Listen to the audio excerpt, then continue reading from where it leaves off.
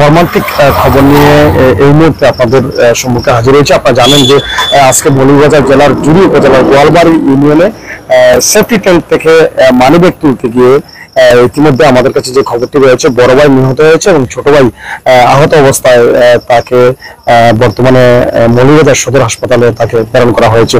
তো এই সার্বিক তথ্য যদি আপনাদেরকে আমরা জানাই, যেটি আজকে রাত 9টা নাগাদ যে খবরটি আমাদের কাছে আছে, সেই খবরটি হচ্ছে যে বিশেষ করে জুড়ি উপজেলার যে গোয়ালবাড়ি ইউনিয়নের সেই লাঠিরগা ডুমাবাড়ি এলাকার কিন্তু নিহত হয় এবং সে যখন পড়ে যায় তখন তার ছোট ভাই ইমন আহমেদ তাকে উদ্ধার করতে যায়। উদ্ধার করতে গিয়ে তিনিও আসলে সেফটি ট্যাঙ্কে পড়ে আহত হয়।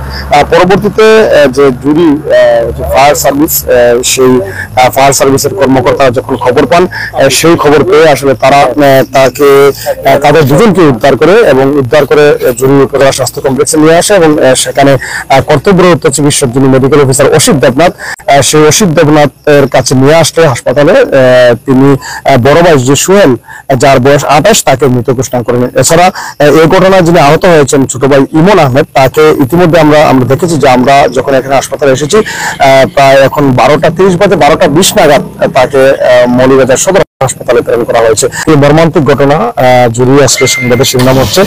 আপনি জানেন যে ছোট্ট একটি বিষয়কে নিয়ে মানিব্যাগ সেফটি ট্যাঙ্ক থেকে তুলতে গিয়ে বড় ভাই নিহত হয়েছেন এবং ছোট ভাই আহত হয়েছেন। কিংবা টয়লেট বা পায়খানা যেটাই বলি, সেটা ব্যবহার করতে গিয়েছিলেন। সম্ভবত তার পকেটে তার মানিব্যাগটা ছিল, যেমনটি আমরা প্রতিবেশীরা যেমনটি বলছিলেন। তো আমাদেরকে একজন প্রতিবেশী তথ্য দিয়েছেন, সাইদুল ইসলাম, যিনি উদ্ধার কাজে ছিলেন।